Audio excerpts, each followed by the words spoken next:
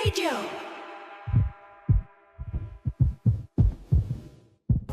Itago niyo na lamang po ako sa pangalang Celine. 50 anyos na ako sa kasalukuyan. Gusto ko lang sanang ibahagi sa inyo ang nangyari sa amin ng first love kong si Diego. May 5 taon na ang nakakaraan. Lahat naman siguro tayo ay merong unang pag-ibig. Lahat naman siguro tayo ay may mga ala-alang paulit-ulit nating binabalikan kapag naririnig o nakikita natin ang ating first love. 16 years old lamang ako noong naging boyfriend ko ang kaklase kong si Diego. Crush ko na siya, kinder pa lamang ako noon. Hindi ako nagkagusto sa iba. Naalala ko nga na bago matapos ang bawat school year ay gumagawa ko ng paraan para manakaw ang mga ID niya. Meron akong karton ng sapatos noon kung saan ko inilalagay lahat ng ninakaw kong ID niya. Hindi siya naghinala na ako ang kumukuha noon sa bag niya. Madalas ko yung tingnan kapag nakakaramdam ako ng lungkot pag hindi ko siya nakikita tuwing summer vacation namin. Madalas kasi siyang nagbabakasyon noon sa probinsya nila sa Cebu at bumabalik na lamang pag magsisimula na ang klase.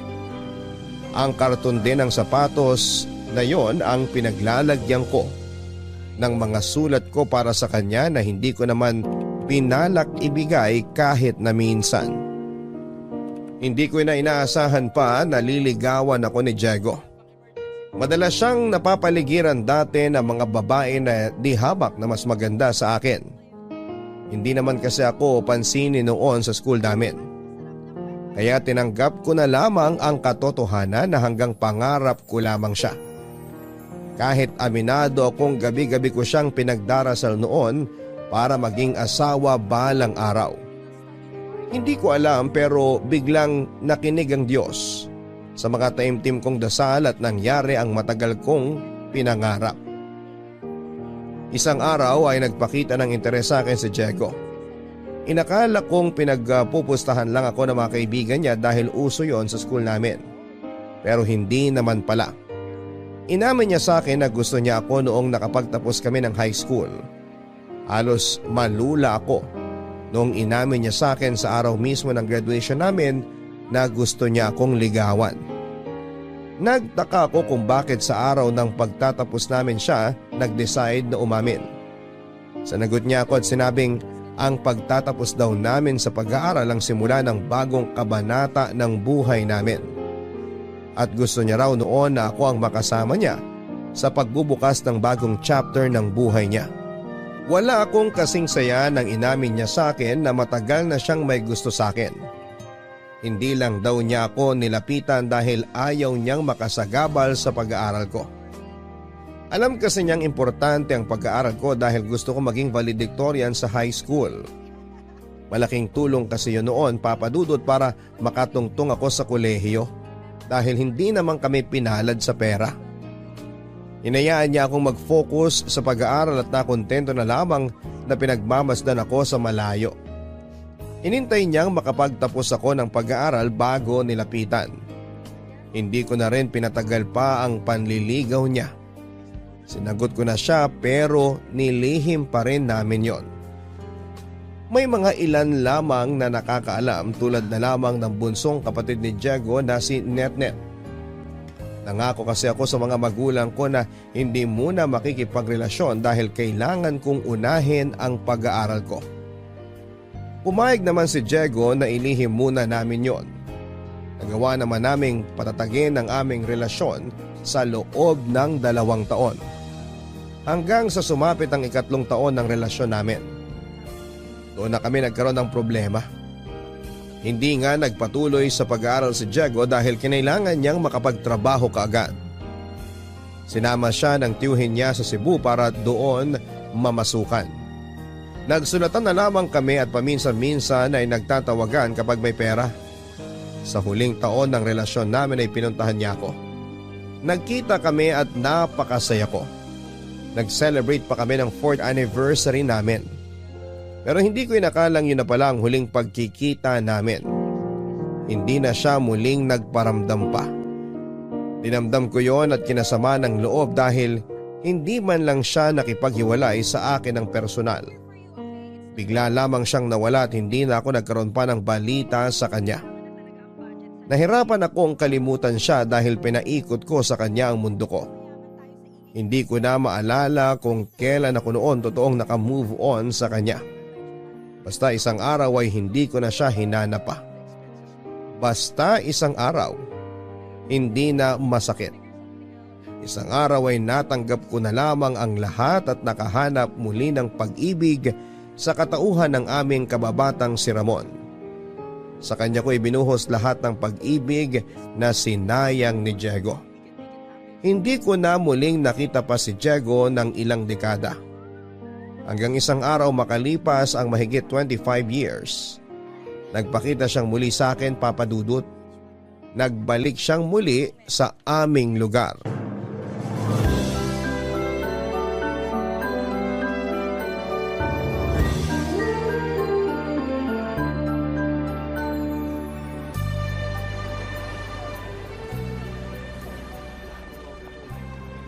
Celine? Diego? Kumusta ka na? Ayos naman ako. Ikaw? Ang laki ng ginanda mo. Hindi kita nakilala.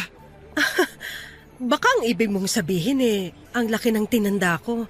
Anong tinanda sinasabi mo? Mukha ka pa ring high school. Ang kinis pa rin ng balat mo.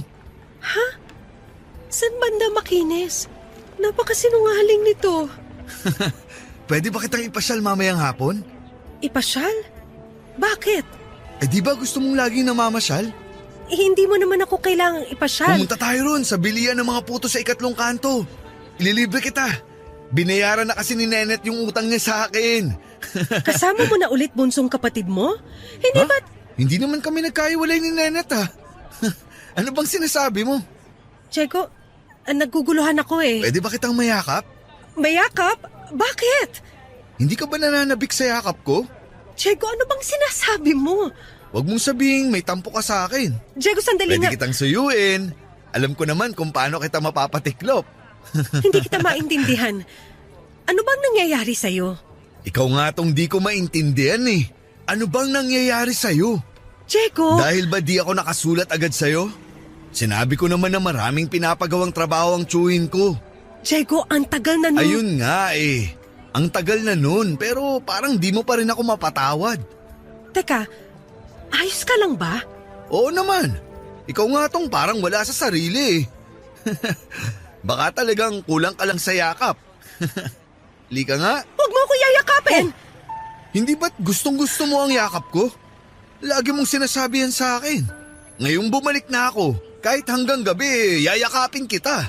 Diego, utang na loob, huwag mo akong yayakapin. Nakakaya sa mga nakakakita. Bakit mo naman ako ikakaya sa mga tao? Inobyo mo ako. Nobyo? Mukhang nagtatampo ka pa nga sa akin. Sabi ko naman sa'yo isang yakap lang. Mawawala na lahat ng tampo mo. Halika dito para... Huwag mo akong hawakan! Sisigaw ako! Celine, hindi kita maintindihan. Bakit ka ba nagkakaganyan? Ikaw ang bakit ganyan?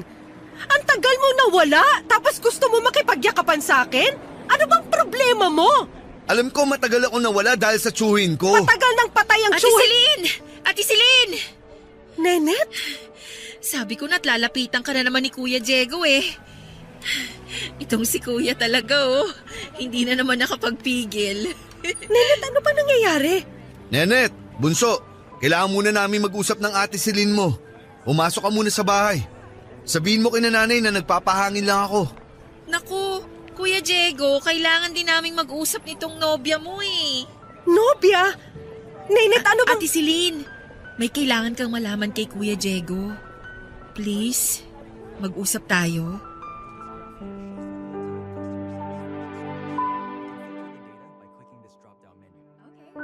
Si Ninette ang bunso at nag-iisang kapatid ni Diego at 5 taon ang tanda namin ni Diego sa kanya. Naging close kami nung naging kami ng Kuya Diego niya. Isa siya sa ilang mga nakakaalam sa relasyon namin. Sinuportahan niya ang relasyon namin ni Diego kaya labis din siyang nasaktan nung time na iniwanan ako ni Diego nang walang paalam. Ilang beses kong kinulit noon si Ninette para sabihin sa akin kung bakit bigla na lamang hindi bumalik si Diego sa amin. Tinikom niya ang bibig niya bilang respeto sa kahilingan ni Diego. Hindi na kami nakapag-usap ni Ninette dahil nagtampo ako sa kanya. Nanirahan na rin siya sa Cebu nang legal na siyang makapagtrabaho. Nawalan ako ng balita sa kanya, Papa Dudut. Kasama noon si Ninette sa binaon ko sa limot. Hanggang isang araw nga sabay silang nagpakita sa akin ni Diego. Nagpakita sila sa akin na nagdulot ng gulo at kalituhan sa buhay ko. Pumasok na noon ang bahay si Diego sa utos ni Ninette. Hinilan naman ako ni Ninette para pumunta sa isang sulok para makapag-usap. Nalito at naguluhan ako sa mga nangyayari, lalo na yung inasta ni Diego noong nakita niya ako. Kinausap ako ni Ninette at doon sinabi sa akin ang lahat. Posible raw na may demensya si Diego at tanging naaalala ay ang tungkol sa naging relasyon namin dati. Sinabi rin ni Ninette na may problema na rin sa pag-iisip si Diego. Hindi lang yon ang nalaman ko, Papa Dudut. Sinabi rin ni Ninette na posibleng hindi na rin magtagal pa ang buhay ni Diego dahil meron siyang karamdaman na wala na ring lunas. Nakiusap sa akin si Ninette na kung pupwede isakyan ko na lamang ang mga sinasabi ni Diego. Nakiusap siyang magpanggap pa rin akong karelasyon si Diego dahil kapag nahaharap sa kasalukuyan si Diego, nagpapanik siya at naglalayas. May ilang beses din daw nagtangkang magpakamatay si Diego. Hindi pa kayang iproseso noon ng utak at katawan ni Diego ang kasalukuyan kaya hinayaan siya ni Ninette na mamuhay sa nakaraan. Hindi ko rin alam kung ano ang gagawin. Kaya naman kinausap ko ang asawa kong si Ramon para magpasaklolo.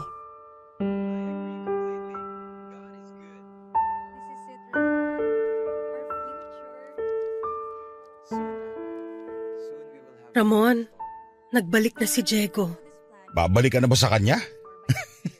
Iiwan mo na ba ako? Ramon, Biro lang ang sinabi ko si Lynn ha. Huwag mong totohanin. Ramon, ang komplikado ng sitwasyon. Teka nga, ano ba nangyari? Babalik ka ba kay Diego? Ano ba naman si Lynn? Hindi ako babalik sa kanya. Pero Ano? kailangan ko. Ha? Makikipagbalikan ka talaga sa kanya? Grabe naman pambabasto sa akin yan. Hindi lang sa pagkatao ko, pati sa relasyon na to. Magpapanggap lang akong babalik sa kanya. Nalalabuan ako. Ano ba nangyayari? Ang nangyari, nakita ko siya kanina habang naglalakad ako pa uwi rito. Tapos ano? Na-inlove ka na ulit? Patapusin mo muna kasi ako. Pasensya na. Kinakabahan kasi ako sa mga sinasabi mo eh. Wala akong balak iwan ka. Wala akong balak makipagbalikan sa kanya. Nakita ko siya kanina at parang wala siyang naaalala na nagkahiwalay na kami. Parang ang nakaraan namin kasalukuyan pa rin sa kanya. Teka nga. Naguguluhan ako. May sakit sa isip si Diego. Ang tanging naaalala lang niya ay yung naging relasyon namin dati. Lahat ng mga alaala niya umiikot lang sa mga taong nagkasama kami. Kaya ang gusto ko sanang mangyari, magpapanggap muna akong karelasyon niya. Huwag kang mag-alala, magpapanggap lang ako, hanggang dun lang. Sinabi niya yan sa'yo? Naniwala ka naman. Paano kung nagpapanggap lang siya para makuha ka niya sa akin? Hindi siya ang nagsabi sa akin. Yung bunso niyang kapatid. Si Nenet? Oo, at naniniwala ako sa kanya. Anong gusto mong gawin ngayon? Naaawa ko kay Diego eh. Marami siyang pinagdaan ng hindi maganda dati. Ilang beses siyang inabuso sa pinagtrabahuhan niya dati sa Cebu. At di mo naman kailangan saluhin yun para sa kanya. Hindi mo naman kasalanan yun eh. Hindi ko naman sinasabing sasaluhin ko ang nangyari sa kanya. Gusto ko lang pagaanin ang buhay niya, lalo na ang isipan niya. Gusto ko makatulong kahit sa maliit na paraan lang. Hindi maliit na bagay ang gagawin mo, Celine. Magpapanggap kang karelasyon niya. Paano naman ako? Kaya nga hihingi sana ako ng pangunawa mo. Alam kong mahirap para sa'yo tong gagawin Hindi ko. mo pwedeng ipaalam na lang sa kanya ang totoo? Hindi naman pwedeng habang buhay magpapanggap kang karelasyon niya. Hindi pwedeng habang buhay siyang mamuhay sa nakaraan. Ramon, hindi rin naman magtatagal ang pagpapanggap ko. Anong ibig mong sabihin? May taning na ang buhay ni Diego. Talaga? Hindi ko na alam kung anong sasabihin sa'yo, Celine. Gusto ko lang payagan mo kung gawin to. Ibalato na natin to sa kanya. Dapat nga hindi mo nagawin yan eh. Ipapaalala ko lang sa'yo ha. Iniwan ka niya nang walang paalam nun. Habang buhay kong maaalala yan. Masasaktan ka lang sa ginagawa mo. Binubuksan mo lang ulit yung nakaraan mo na dapat matagal nang nakasara eh. Wala nang epekto si Diego sa akin ngayon. Hindi mo masasabi yan. Kapag nakasama mo na ulit siya, baka… Ikaw na ang mahal ko. Pero kailangan ko lang gawin to. Ibigay na natin to kay Diego. Hindi naging maganda ang buhay para sa kanya. Hayaan natin siyang maging masaya kahit sa mga huling sandali niya sa mundong to. Hindi naman natin kasalanan kung bakit siya nagkaganon eh. Bakit kailangan tayo magdusa? Bakit kailangan tayo magsakripisyo? Isipin mo na lang, ginagawa natin to dahil mabuti tayong tao. Baka ginagawa mo lang to dahil mahal mo pa rin yung Diego na yun ha?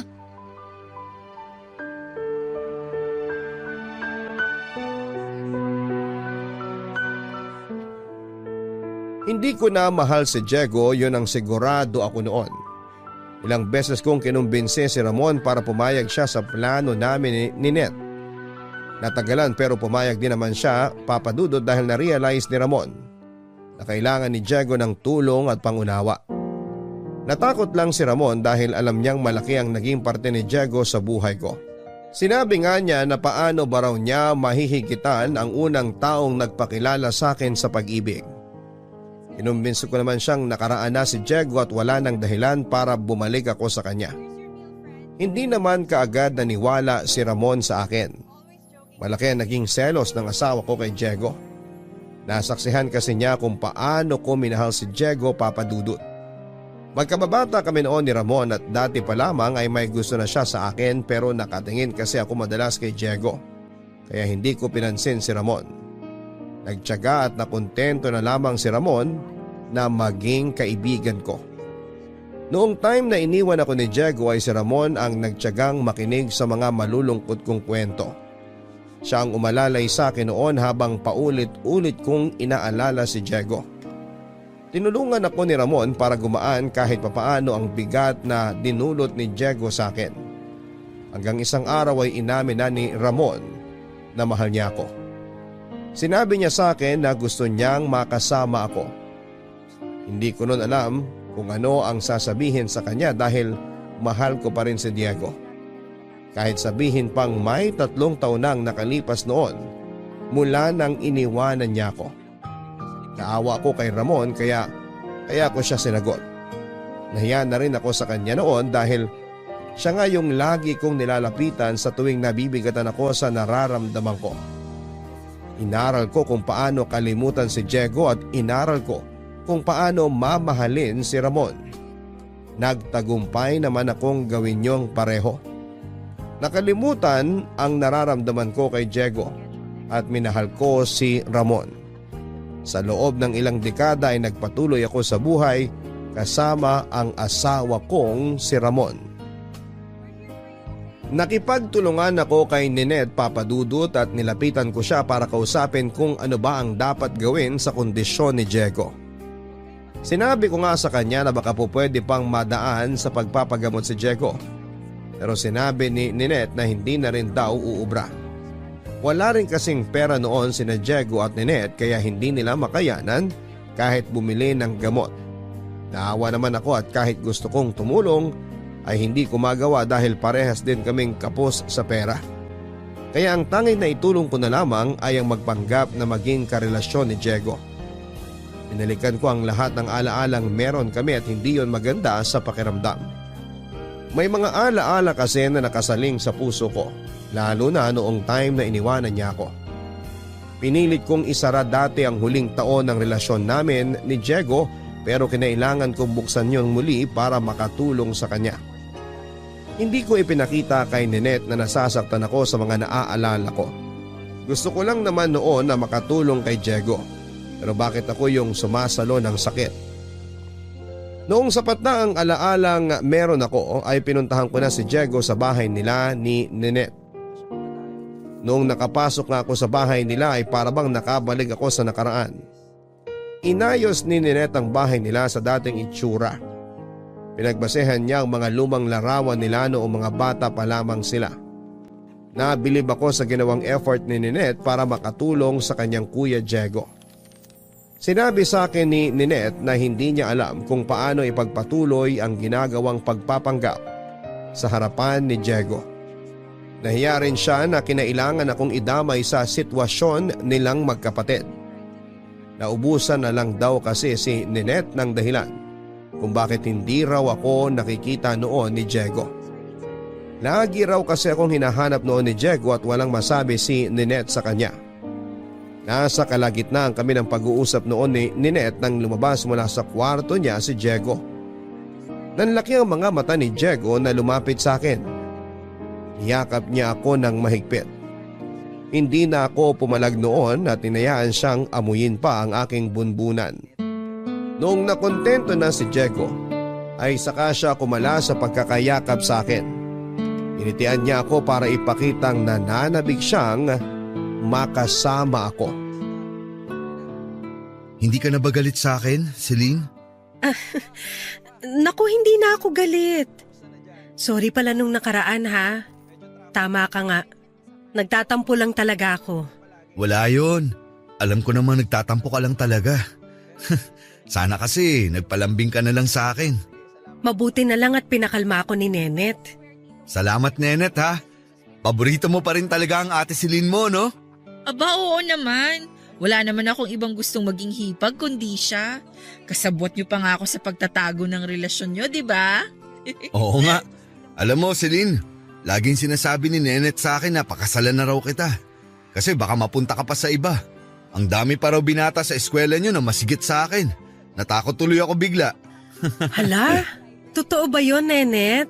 Oo naman, Ate Celine. Sinabi ko nga kay kuya kapag nakapag-ipon na, pakasalan ka na bago ka pa mapunta sa iba. Wala naman akong balak mapunta sa iba.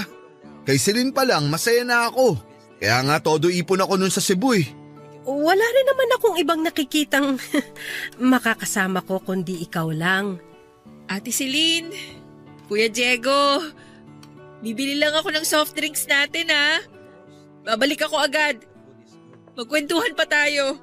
Sige, Dagdagan mo ng kabayan ha. Paboritong tinapay yun ni Celine eh.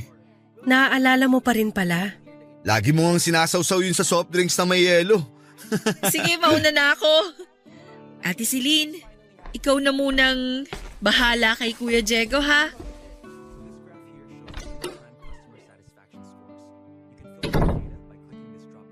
Kumusta ka naman, mahal ko? Ayos lang naman. Ang tipid mo namang sumagot. Baka naman may tampo ka pa rin sa akin. Wala na, mahal ko.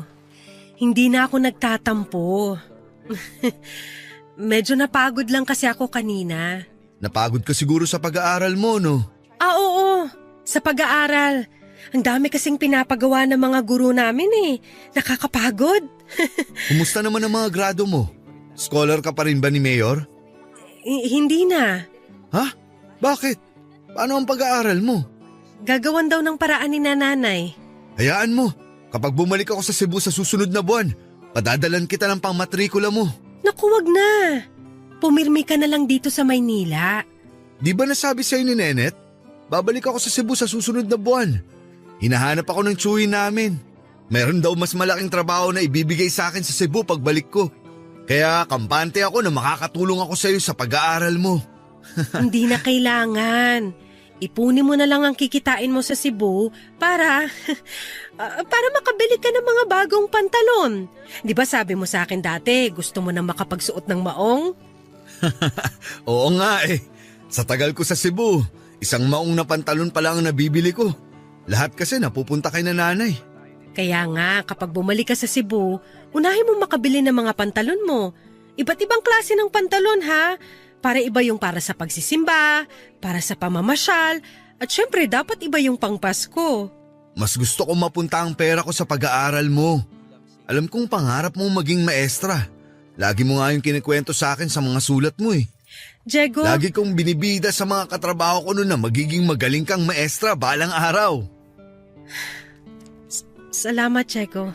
Kaya gawin mo ang lahat para makapagtapos ka sa kolehiyo. Suportado kita. Hindi mo kailangan maging scholar ni Mayor. Akong bahala sa'yo. Talaga ba? Kahit hindi ako makaipon para sa pagtanda ko, makita ko lang na makuha mo ang pangarap mo. Ayos na ako.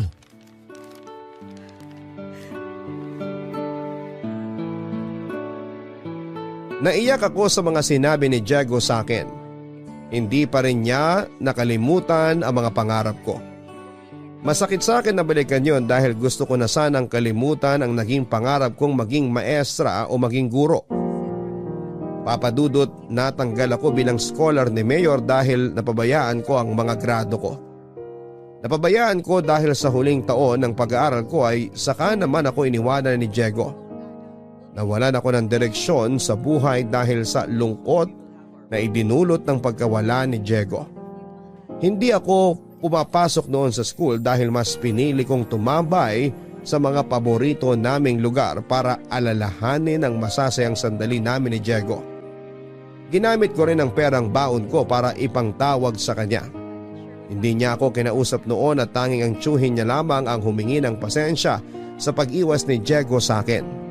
Papadudot, hindi ko na tinuloy pang mag-aral dahil nawala na ako ng gana, lalo't wala na rin namang pag-asa na makapasa ako. Nagalit ang mga magulang ko sa ginawa ko pero wala silang nagawa para bumalik ako sa pag-aaral. Nagtrabaho na lamang ako bilang assistant ng isang kindergarten teacher para may pangtustos ako sa sarili ko. Hindi naging magandang epekto ng pagkaiwan sa akin ni Diego. Maraming bagay akong sinukuha noon, lalo na ang pangarap ko. Sinukuhan ko na ring mabuhay noong naramdaman kong hindi na siya babalik pa sa akin. At dala ng sobrang lungkot ay nakunan ako, Papadudut. Walang nakakaalam na nabuntis ako ni Diego sa huling beses na nagkasama kami. Binala kong sabihin yon sa kanya ng personal pero hindi na niya ako hinarapa. Hindi nga niya sinagot ang mga tawag ko. Hindi nalaman ng magulang ko ang tungkol sa pagbubuntis ko dahil iniipit ko ang tiyan ko noon. Bukod pa doon ay umalis na rin ako sa poder ng magulang ko para tumira na malapit sa napasukan kong trabaho. Hindi ko naalagaan ang pagbubuntis ko dahil masyado akong na-stress sa pakikipagbalikan kay Diego. Hindi ako nagpa-check up, hindi ako kumain noon ng masustansyang pagkain at hindi rin ako nakatulog ng maayos. Yun ang dahilan para bumigay ang sanggol na nasa sinapupunan ko. Naging doble tuloy ang sakit sa akin dahil nawala na nga si Diego. Nawala pa ang anak ko, Papadudut. Lahat ng mga alaalang ito ay nagbalik sa akin dahil sa nakipaglapit akong muli kay Diego. Hindi ko na noon alam kung kaya ko pa nga bang ipagpatuloy yon, lalo't ako ang nasasaktan sa mga nangyayari. Kanina ka pa rito sa labas ng bahay natin ah. Nagpapahangin lang. May electric fan naman tayo sa loob ng bahay. Mas malakas ang hangin nun. May problema ba, Celine? Ramon, gusto ko nang tumigil sa pagpapanggap kay Diego. Akala ko ba gusto mong makatulong sa kanya? Natutulungan ko nga siya pero paano naman ako? Sinong tutulong sa akin oras na kapitan ako ng lungkot? Pwede mo nang ihinto kung hindi mo na kaya. Sana ganun kadali. Nakukonsensya naman ako kung bigla ko na lang tong ihihinto. Parang iniwan ko siya sa Eric kung ganun. Ganun din naman ang ginawa niya sa'yo dati. Hindi naman porket ginawa niya sa akin, gagawin ko na rin sa kanya. Ikaw kung… Ramon! Hala, anong ginagawa ni Diego rito? Hindi ko alam. Celine, anong ginagawa mo rito sa bahay ni Ramon? Saka ikaw, Ramon, kanina pa ako kumakaway pero di mo naman ako pinapansin. Pasensya na, Diego. Alam mo naman may kalabuan ang mga mata ko. Grade 3 pa lang tayo, malabo na ang mata mo. Kaya lagi kang pinapaupo sa harapan ng klase eh. Lagi ka tuloy na uutusan ni Ma'am Cruz na magbura ng blackboard. Ano palang ginagawa mo rito, Celine? Di mo agad nasagot yung tanong ko kanina. May ano pinapakuha si nanay na mga… Pinapakuha nung nanay ni Celine yung mga pinatahin nilang kortina kay inang ko. Ganun ba? Celine, sana pala sinabi mo sa akin na pupunta ka rin rito kay Ramon. Para nagsabay na tayo. Biglaan kasi yung utos ni nanay. Ikaw, bakit ka ba pumunta rito kina Ramon? Aayain ko sana siyang tumaya sa video karera dun sa kabilang kanto. May mga barya kasi ako rito eh. Naku, hindi ako pwede, Diego eh. Sabado kasi ngayon kaya… Sabado pala ngayon. Oo pala. Kailangan mo palang samahan sina inang at amang mo sa palengke, no? Oo eh. Kailangan ko samahan si Inang para bumili ng tela para sa mga in-order sa aming kurtina. Sabi ko sa'yo, matalas pa rin ang isipan ko eh. Andito ba sila ngayon? Gusto ko sana silang kamustahin. Last year ko pa silang huling nakita eh. Inang! Amang! Naku, nahuli ka na. Kalalabas lang nila kanina. Nag-deliver sila ng kurtina kina Kaiming.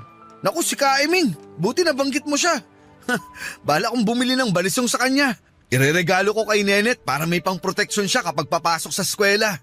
Samahan mo ako minsan kay Kaiming ha, Celine.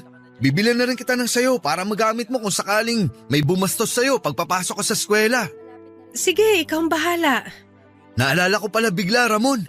May pinapasuyo kasi si inang mo sa akin na danggit sa Cebu eh. Di ako nakabili. Nakakahiya tuloy. Hayaan mo na yun. Maiintindihan niya kung bakit di ka nakabili. Lagi kasi niyang pinapaalala sa akin sa tuwing umuwi ako rito sa Maynila. Lagi niya akong hinahawakan dito sa bandang siko ko para ipaalala sa akin yung danggit.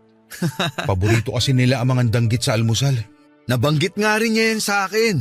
Sabi nga ni inang mo eh, dahil daw sa binibiling danggit ng amang mo dati, kaya naging sila. Oh, paano ba yan, Celine? Danggit na lang ata ang bibilin ko sa'yo para tayo na ang magkatuluyan. Puro ka talaga biro, Diego. Hindi ako nagbibiro ah.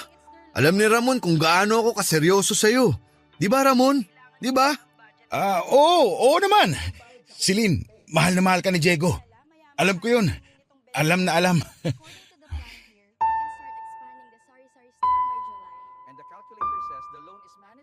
Hindi lang ako ang nanumbalik ang sakit dahil sa pagkalimot ni Diego. Pati si Ramon ay nadamay na rin, Papa Dudut. Nahirapan si Ramon kapag pinag-uusapan noon ng mga magulang niya.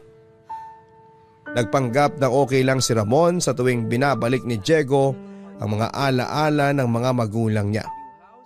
Pinilit ng kalimutan ni Ramon ang nakaraan niya sa kanyang mga magulang dahil nag-iwan yon ng malaking peklat sa buhay niya.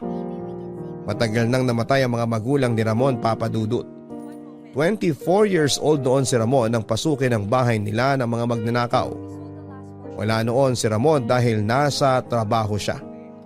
Stay-in na cook si Ramon sa Cavite. 2 beses lang sa isang buwan kung makauwi siya sa magulang niya. Gabi nung pinasok ng mga magnanakaw ang bahay ni na Ramon. Nakatulog ang mga magulang niya habang nililimas ang mga gamit nila.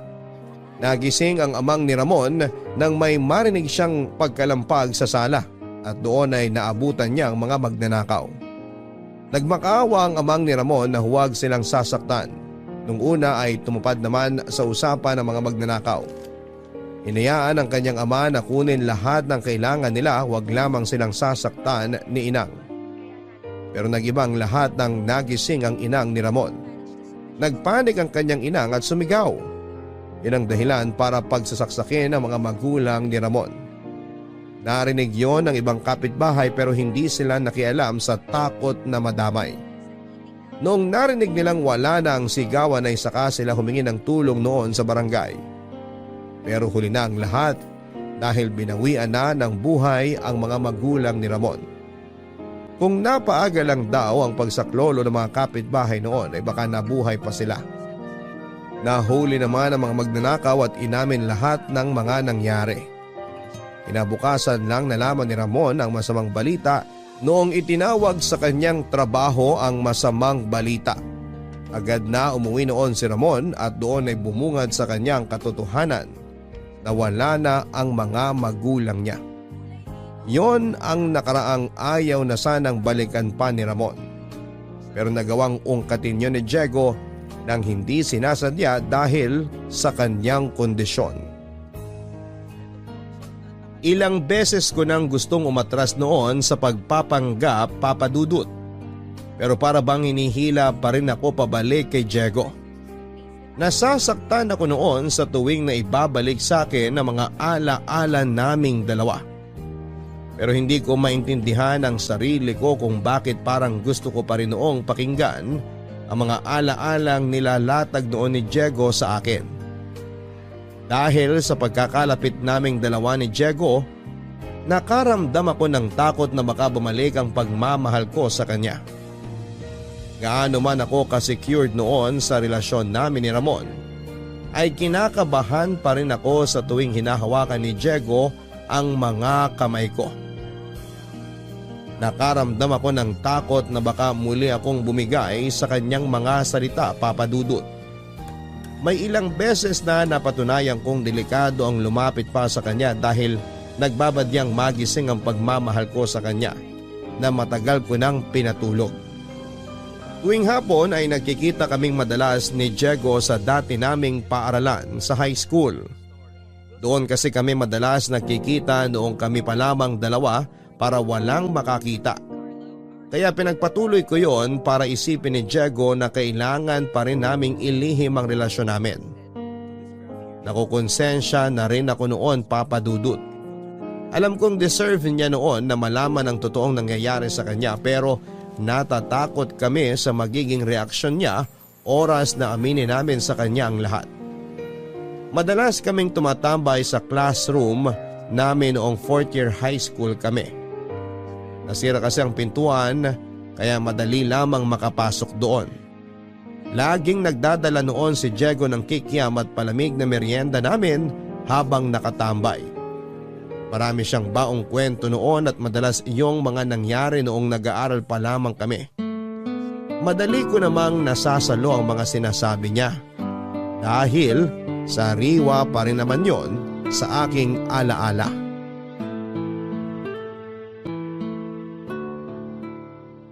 Hindi na ako halos magkasya sa upuan na to.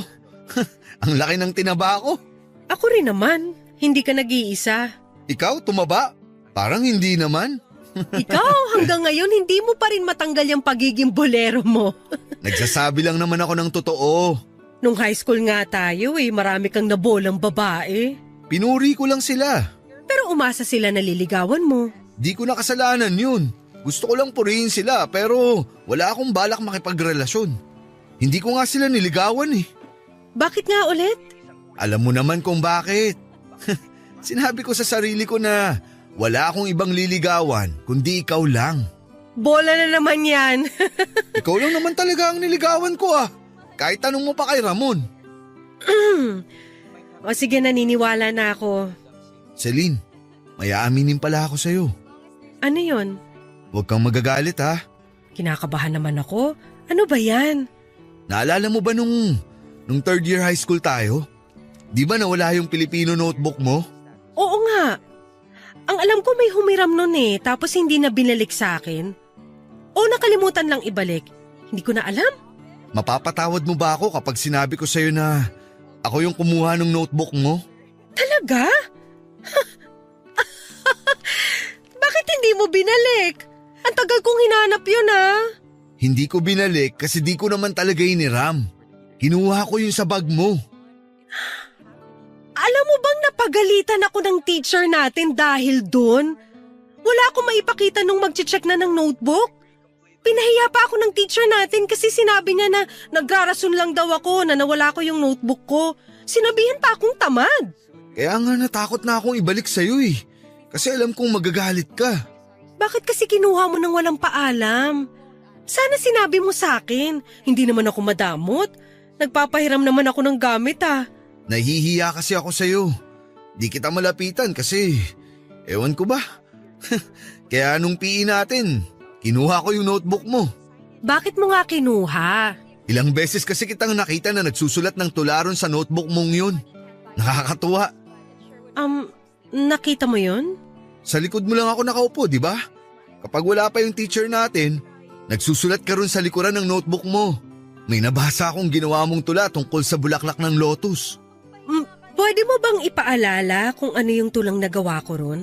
Di ko na maalala yung eksaktong mga nakasulat ha.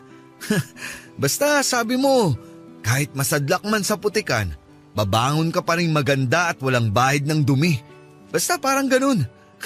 Di ko na maalala eh. Naaalala ko na yan. Nakahiligan kong gumawa ng tula dati. Pero wala namang pumapansin. Gusto nila sa school na mag-excel lang ako sa math at science. Alam mo, sa totoo lang, yung notebook na yon ang nakakaalam ng gusto ko at iba kong kakayahan. Sorry kung ninakaw ko ha. Babalik ko rin naman sana eh. Gusto ko lang namang mabasa yung mga tula mo. Pakiramdam ko, dun kita makikilala ng maayos. Nagustuhan mo ba? Para sa akin, dapat mailagay sa libro mga tula mong yun. Magaling ka, Celine. Kaya nga nahulog ako sa'yo eh. Nasa na pala yung notebook kong yon? Dinala ko yun sa Cebu nung bakasyon. Paulit-ulit kong binabasa yung mga tula mo. Kapag naaalala kita, binubuklat ko yun. May aaminin din ako sa'yo. Ano yun? Ninakaw ko lahat ng mga ID mo nung nag-aaral pa lang tayo. Alam ko. Ha? Alam mo? Nagtataka ako kung bakit laging nawawala yung ID ko bago matapos yung school year. Parang sinasadya. Tapos nahuli kita nung grade 5 pa lang tayo. Bakit di mo sinabi? Kasi gusto kong ipagpatuloy mo lang yung ginagawa mo. Ewan ko pero nakakakilig eh. Nakakahiya naman. Ayos lang yun. Kaya nga lagi kong nilalagay sa harap ng bulsa ng bag ko yung ID ko. Para pagkatapos ng school year, madali mo yung makukuha. Sinasadya mo pala yun. Akala ko naman wala ka talagang pakialam. Para di ka na mahirapang magalungkat pa ng bag ko. Grabe naman. Mula nung nahuli kitang kinukuha ang ID ko, dun ko naisip na magandang kwento yun sa mga magiging anak natin. Bahala kong ikwento sa kanila na patay na patay yung nanay nila sa akin. Mga anak? Ay, Celine, kaya mo bang tuparin yung pangarap ko? Papayag ka bang pakasalan ako? Papayag ka bang bumuo tayo ng pamilya? Diego, Pakasalan mo ako. Pangako ko sa'yo, gagawin ko ang lahat maging kontento ka lang sa piling ko. Diego, Celine, pakiusap. hindi pwede. Sorry.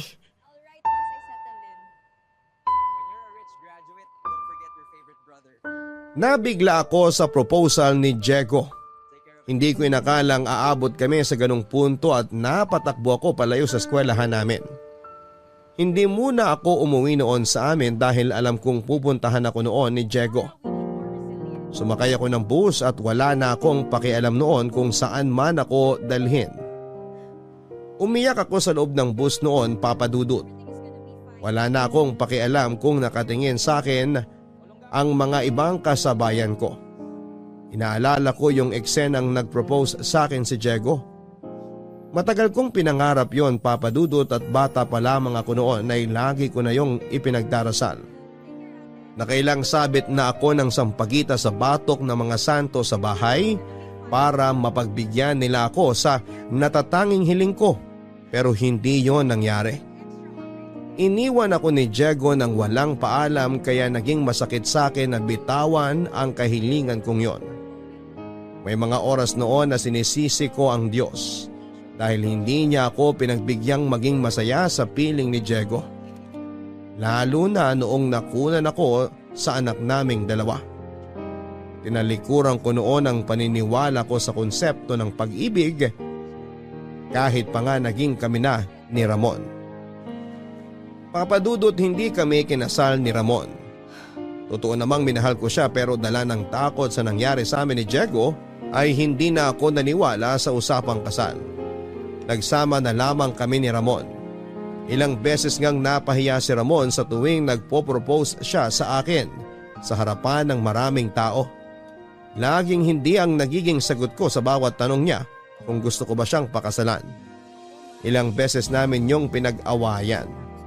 Sinabi niya na pakiramdam niya dahil mahal ko pa rin daw si Diego, pero hindi yon ang katotohanan. Masyado lamang ako nasaktan sa mga nangyari sa amin ni Diego kaya nawala na ako ng tiwala sa kasal. Hindi na rin kami nagkaanak pa ni Ramon dahil after kong makunan ay nagpa siya akong magpa-ligate. Hindi yun nalaman ni Ramon kaya nakukonsensya ako noon kapag umaasa siyang makakabuo kami. Hanggang isang araw ay tinanggap na lamang niya na hindi na siya magkakaroon pa ng tsansang maging ama, Papa Dudut. Masyado akong dinurog ng nangyari sa amin ni Diego. Nadamay pa si Ramon at nasasaktan ako doon. Mahal ko ang asawa kong si Ramon pero masyado lamang akong pinangibabawan ng galit at sakit kaya hindi ko yon mabuhos sa kanya ng todo.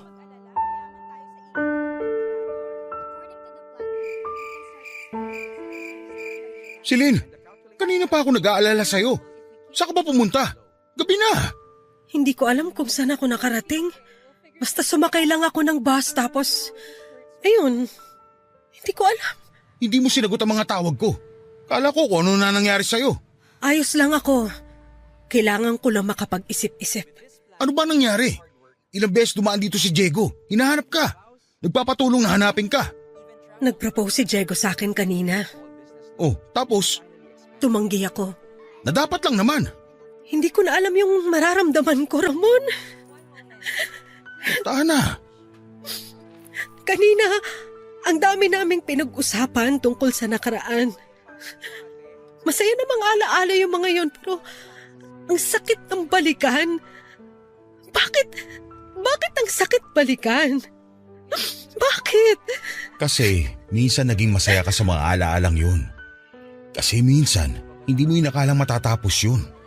Ramon, wala na akong dapat maramdaman para kay Diego eh. Dapat awa na lang, di ba? Yun naman ang usapan, di ba? Mahal mo pa rin ba siya? Hindi ko alam. Kailangan alamin mo. Ramon, Mahal kita. Ano man ang maging desisyon mo, basta tatandaan mo lang na mahal kita. Ramon. Halika rito. Yakapin mo ako. Nakakatakot ang nangyayari sa'yo. Baka sakaling makatulong kapag niyakap mo ako. Mahal na mahal kita, Ramon, pero... Anong ibig sabihin nito? Diego! Kulang na lang maghalikan kayong dalawa. Magpapaliwanag ako! Magpaliwanag ka talaga, Celine. Huwag mo siya sigawan! Bakit? Sino ka ba para utusan ako? Kaibigan ka lang namin ni Celine. Diego, pakiusap! Alam mo, Ramon, matagal ko nang alam na may gusto ka kay Celine. Hindi kita pagbabawalan doon. Hindi kita sisisihin sa nararamdaman mo. Pero yung salisihan ako, hindi tama yon. Hindi mo alam ang sinasabi mo! Ramon, wag mo na siyang patulan. Sabihin mo nga sa akin, Celine. Kaya ba tumanggi kang pakasalan ako? Dahil ba to kay Ramon? Sabihin mo! Diego! Sabihin mo! Mahal kita, Celine. Wala akong ibang minahal kundi ikaw. Tiniis ko malayo sa'yo para mabigyan ka ng magandang buhay kasi alam ko kailangan mo yon. Diego! Sinakripisyo ko huwag kang makasama para na makapag-ipon ako. Para sa'yo. Para sa atin. Para sa magiging pamilya natin. Tapos! Tama na, Diego! Halika! Doon tayo mag-usap! Huwag mo ako hawakan! Traidor ka, Ramon! Traidor ka, Celine! Kumalma ka, Diego! Parang awa mo na! Anong ginawa ko sa inyo? Bakit ginanito niyo ako? Anong mali ko? Anong ginawa ko? Diego, mag-usap tayo. Parang awa mo na. Kumalma ka! Huwag mo ako hawakan! Malandi ka, Celine! Malandi ka! Mamatay ka na sana, Celine! Mamatay ka na! Bawiin mo lahat ang sinabi mo kay Celine! Kung ayaw mo mas padugoy ko bibig mo! Mamatay ka na rin, Ramon! Mamatay ka na! Bawiin mo lahat ang sinabi mo! Mamatay na kayong lahat!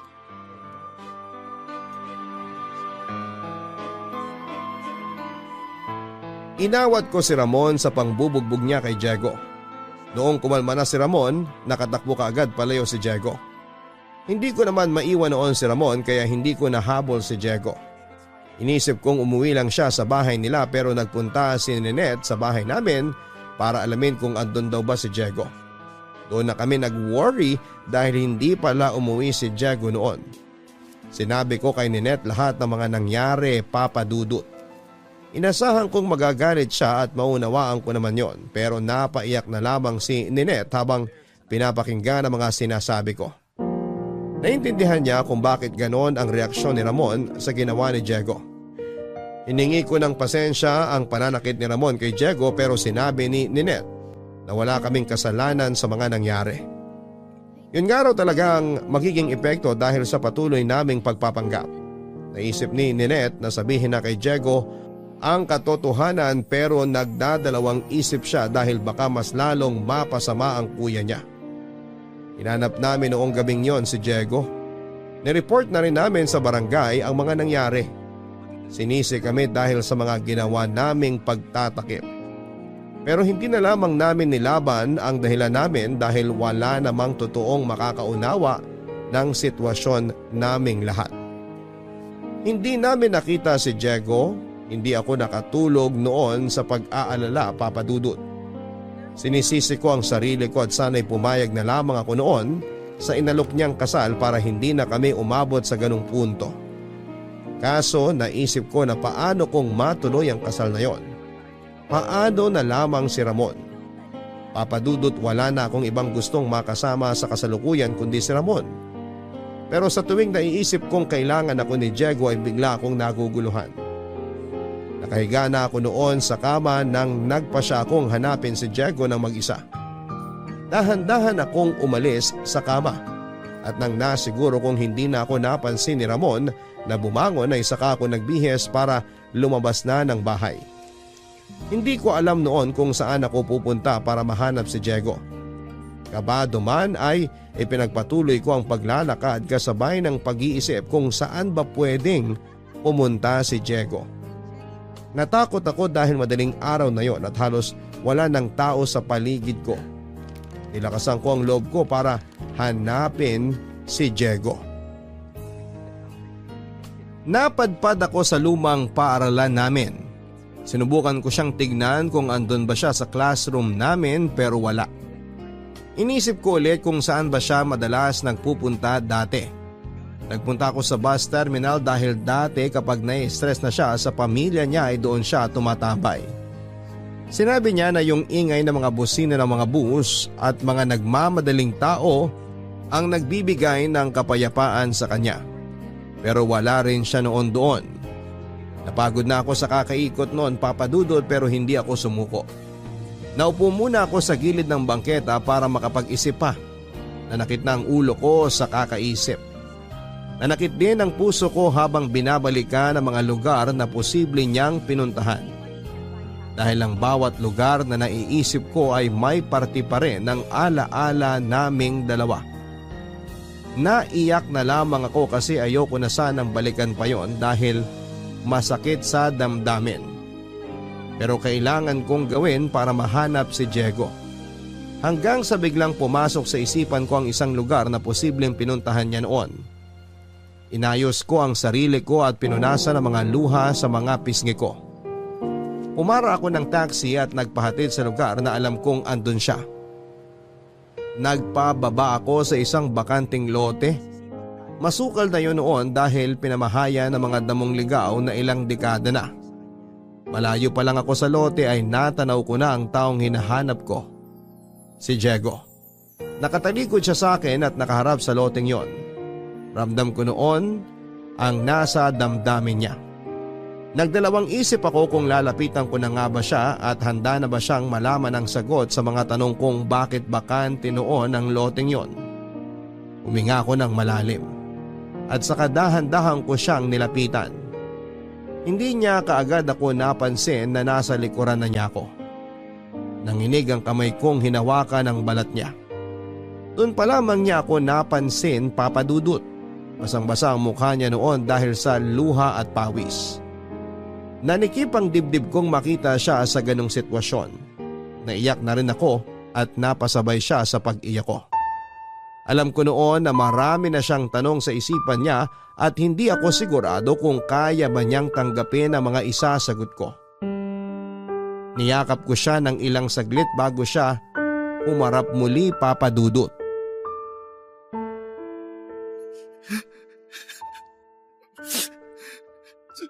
Celine, ano na bang nangyayari? Diego! Pumunta ako rito para makita ang chapel. Pero bakit wala? Andito lang yun nung nakaraang buwan, di ba? Alam ko andito pa yun eh. Diego, mabuti pa umuwi na tayo. Bakit ang bilis nilang giniba yung chapel? Tapos, ang bilis na buhay ng mga damong ligaw. Bakit? Bakit ganun? Tsaka ko nasasabihin sa'yo kapag nakaalis na tayo rito. Hindi! Ayoko! Diego! Bakit bakanting lote na lang to? Nasaan na yung chapel?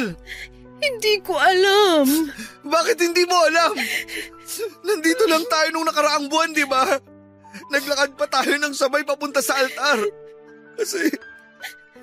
Kasi nagpa-practice tayo ng lakad natin kapag kinasal na tayo, alam ko.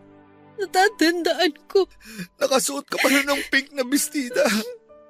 May bulaklak pa sa laylayan, di ba? Nakasuot ka rin ng puting t-shirt na regalo sa'yo ni Nenet nung birthday mo, nung mag-19 ka. Namitas pa ako ng santan para hawakan mo habang naglalakad tayo sa altar. Hinaluan mo pa nga ng dahon ng pandan at binalot pa sa Manila paper para magmukhang bouquet. Nasaan na yung chapel, Celine? Bakit nawala? Siguro kasi kailangan mawala na nun kasi masyado ng luma. Hindi na kasi ligtas na puntahan, na dalawin. Delikado na kapag pinasok pa ng mga tao. Kailangan mawala nun para mapalitan ng bago. Yung mas maganda, mas matibay, mas kaya makipaglaban sa panahon. Hindi. Mas maganda yung luma. Kasi marami nang nadinig na hiling at mga dasal yun. Marami nang tinupad ng mga pangako ang chapel na yun. Napatunayan na yun ng panahon. Alam ko, pero... Nakita ng chapel na yun kung gaano kita kamahal. Alam ko. Nangako ako sa chapel na yun, Celine. Nangako ako na kapag bumalik ulit ako rito mula sa Cebu, pakakasalan na kita. Kahit wala pa akong pera. Gusto kitang pakasalan. Gusto kong mangako sa'yo na gagawin kong maayos ang buhay mo. Gusto kong tuparin yung pangako na yun. Halika na, Checo. Sa bahay na lang tayo mag-usap. Bakit kailangang mawala ng mga importante sa akin? Una, itong chapel. Tapos ikaw. Tayo. Bakit nawala yung tayo? Minsan siguro kasi kailangan may mawala para may makapagsimula. Ayokong magsimula sa iba. Gusto ko sa'yo lang. Celine, sa'yo lang. Hindi nating pwedeng ipilit yung hindi pwede. Ramdam ko naman na nagbago ka na, Celine. Mula nung umuwi ako rito, nanlamig ka na sa akin. Hindi ka na katulad nung dati. Hindi totoo yan. Marami lang talagang nangyari. Oo nga, marami nang nangyari. Di na ako nakahabol. Mabuti pa kayo ni Ramon. Gusto ko maintindihan mo lahat, Diego, pero mahirap. May mas mahirap pa ba sa kalagayan ko ngayon? Hinahanap ka na ni Nenet. Kanina pa siya nag-aalala sa'yo. Kahit si Nenet, alam kong may tinatago sa akin. Alam kong may nagbago pero hindi ko alam kung ano. Kailangan mo lang magpahinga. Napagod ka lang kanina at saka... Kaya mo bang mangako sa akin na sasabihin mo lahat kapag umuwi tayo? Oo naman. Susubukan ko.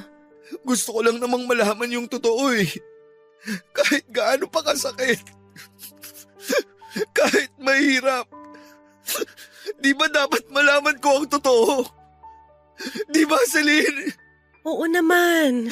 Pero bakit parang natatakot kayong sabihin sa akin ang totoo? Diego, gusto kong sabihin sa'yo lahat, pero... Tama na, Celine. Sige, naiintindihan ko. Halika na. Okay.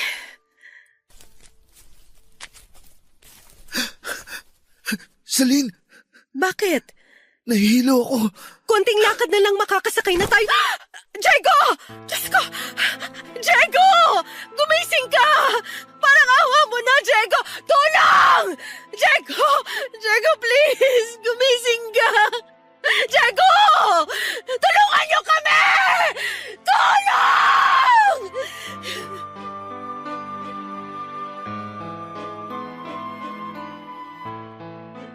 Ilang minuto pa ang hinintay ko bago ako nakahingi ng tulong. Mabuti na lamang at may dumaang jeep sa lugar na yon. Tinulungan ako ng jeepney driver na buhatin si Diego. Inatid kami ng driver sa pinakamalapit na ospital. At habang nasa loob ng jeep ay hindi ako mapakali, Papa Dudut. Nanginginig ako dahil baka hindi na gumising pa si Diego. Panayang dasal ko noon, Papa Dudut. Natakot ako sa mga nangyayari noong nasa ospital na kami. Inasikaso nila agad si Diego at nakitawag ako sa ospital para makausap si Ramon. Nagmamadali akong pinuntahan ni Ramon, kasama niya noon si Ninette na walang tigil ang pag-iyak. Sinisi ko ang sarili ko dahil hindi ko natansya ang sitwasyon namin ni Diego. Sinabi kong lahat kina Ninette at Ramon ang mga nangyari. Pinaliwanag ko sa kanila na nagpanik si Diego dahil hindi niya nakita ang lumang chapel.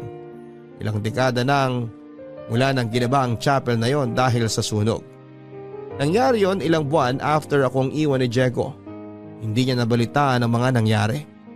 Kaya laking gulat niya noong nakita niyang bakanteng lote na yon at napamahayan pa ng mga ligaw na damo.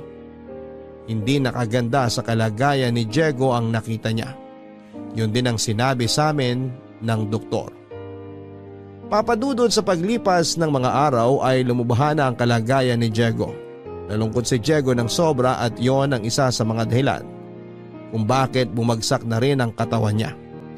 Hindi na siya pinagstay pa sa ospital at nakiusap ang kapatid ni Ninette na iuwi na lamang si Diego dahil hindi nila kayang magbayad. May pinirmahan na lang noon si Ninette at naiuwi na rin namin si Diego. Yun din naman ang pakiusap ni Diego dahil mas nalulungkot daw siya sa ospital. Pansamantala ay tumira muna ako noon sa bahay ni Diego kasama si Ninette. Pinayagan naman ako ni Ramon dahil naawa na rin siya sa kalagayan ni Diego. Naramdaman na rin kasi namin noon na hindi na siya magtatagal pa sa mundo. Inalagaan ko si Diego sa abot ng makakaya ko. Hindi ko ipinakita sa kanya na nasasaktan ako sa kalagayan niya. Nahirapan ako, Papa Dudut, dahil wala kaming magawa para maging maayos ang kondisyon niya. Wala kaming ibang nagawa kundi ang humingi ng tulong sa Diyos. Kahit na walang kasiguraduhan, napapakinggan niya kami.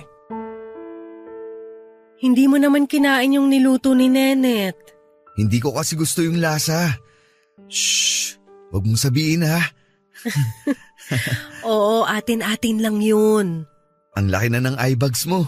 Kakapuyat. Dahil sa akin no, nakonsensya tuloy ako. Uy, hindi ah. Napupuyat kasi ako kakanood ng TV. May inaabangan kasi ako sa gabi na teleserye kaya… Celine, alam ko. Hindi ka umaalis sa tabi ko para mabantayan lang ako. Di ka natutulog kasi takot ka siguro na di na ako magising. Kailangan kitang alagaan. Hayaan mo na ako. Pero kailangan mo ring alagaan ang sarili mo. O sige, magpapahinga ako ng maayos basta dadamihan mo yung pagkain mo, ha? Basta hindi si Nenet yung magluluto.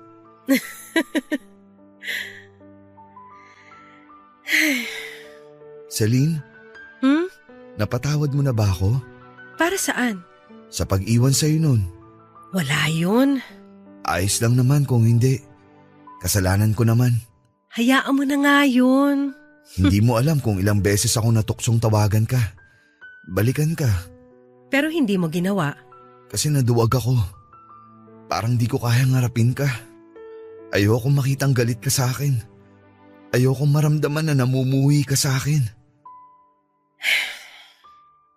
Nasaktan ako noon, Diego.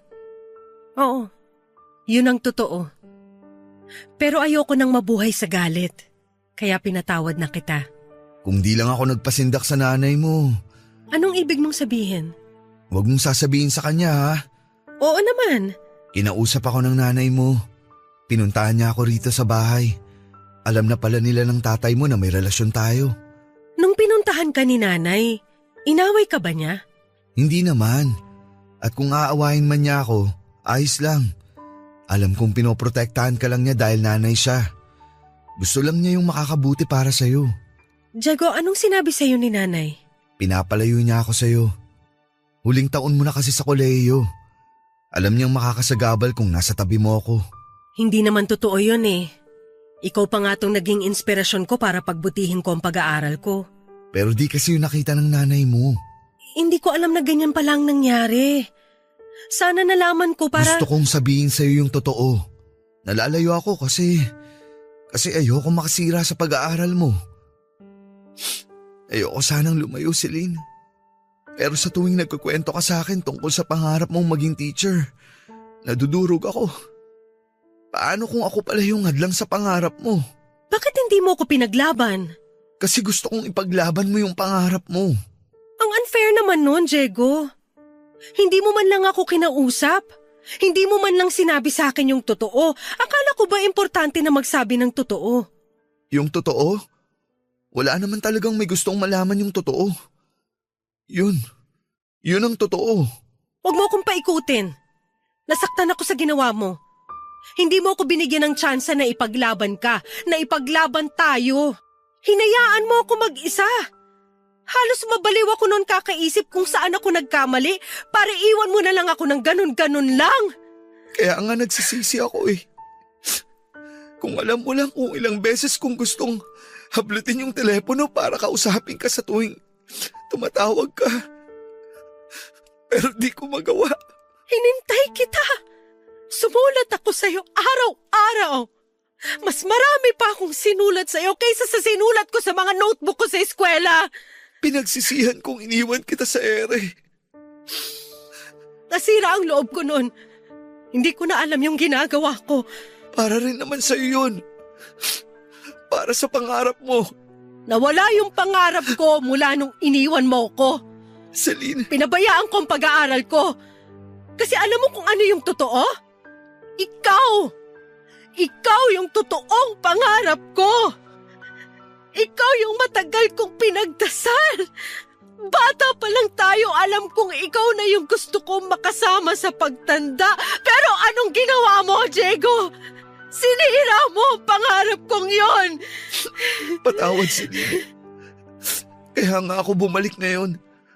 Kasi gusto ko… Wala ka nang babalikan, Diego! Alam ko. Kaya lang naman ako bumalik para sabihin sa'yo lahat. Para maisara mo na yung libro nating dalawa. Kasi tapos na ako sa buhay mo, Celine. Alam ko yun. Ramdam ko yun. Hinihintay ko lang na sabihin mo sa akin yun kasi di ko kaya kung ako ang gagawa nun. Salamat. Sana napalaya mo na ako. Sana napalaya mo na tayo.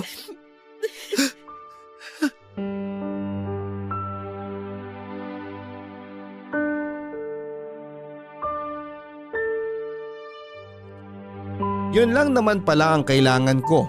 Ang makausap noon si Diego para maisara ko na ang lungkot sa puso ko. Sa naging pag-uusap namin yun ni Diego ay nalinawan na ako. Nasagot na ang mga tanong na matagal kong pinaikot sa utak ko. Naliwanagan na ako at handa na akong isara ang libro naming dalawa at pinatawad ko si Diego Papadudut. Nakaramdam siya ng ginhawa at kapayapaan nang makuha niya ang kapatawaran na matagal na niyang gustong makuha mula sa akin. Pareho pala kaming hindi pinatatahimik noon ng aming mga nakaraan. Nabigyan ng closure ang lahat sa pag-uusap naming yon. Niyakap ko siya sa huling pagkakataon at iniyak naming pareho lahat ng inipon namin sa puso namin ng ilang dekada. Nakalaya na rin kaming pareho sa wakas, Papa Dudut. Doon ko naramdaman na handa na ako magsimula ulit ng walang galit at kahit na anong pangamba sa puso ko. Makalipas lamang ang 2 linggo ay binawian na ng buhay si Diego. Baka sa kanyang mukha noon ang kapayapaan habang hinahatid namin siya sa kanyang huling hantungan. Papadudot, nagpakasal na rin kami ni Ramon. Walang kasing saya si Ramon nang inaya ko siyang magpakasal. Inamin ko na rin sa kanya ang ilang bagay na itinago ko ng matagal. Sinabi ko ang tungkol sa pagkawala ng anak namin ni Diego. Inamin ko rin sa kanya na hindi na kami pwedeng magkaanak dahil nagpa-ligate na ako. Tinanggap niya ang lahat ng yon. Naramdaman kong nalungkot siya dahil nawalan siya ng tsansa na magkaroon ng isang pamilya. Pero sinabi niya sa akin na ako ang pamilya niya. Sinabi niya na hindi naman kailangang may anak para mapatunayan lamang na pamilya kami. Sa ngayon ay lumipat na kami sa probinsya, Papa Dudut. Iniwan na namin ang naging buhay namin sa dati naming lugar. Hindi pa huli ang lahat para makapagsimula kami ulit. Kahit sabihin pang may edad na kami ay hindi pa rin kami nawala ng loob na magiging maganda ang bunga ng pagsisimula namin. Hindi pa huli ang lahat. Maraming salamat po sa pagbasa ng aking liham. Ang inyong kapuso at kabarangay, Celine. Lahat naman tayo ay naghahangad ng sagot sa mga tanong na iniwan sa atin ng mga taong parte ng ating nakaraan. Hindi masamang alamin ang mga sagot lalo't alam mong makakatulong yon sa pag-usad mo sa kasalukuyan. Masakit para sa ilan na hindi na nakakuha ng sagot o closure mula sa mga nangyari. Hindi nila tanggap sa kanilang nakaraan. Kung sakali mang pinagdamutan kayo ng panahon sa mga sagot ay sana'y makayanan nyo pa rin magpatuloy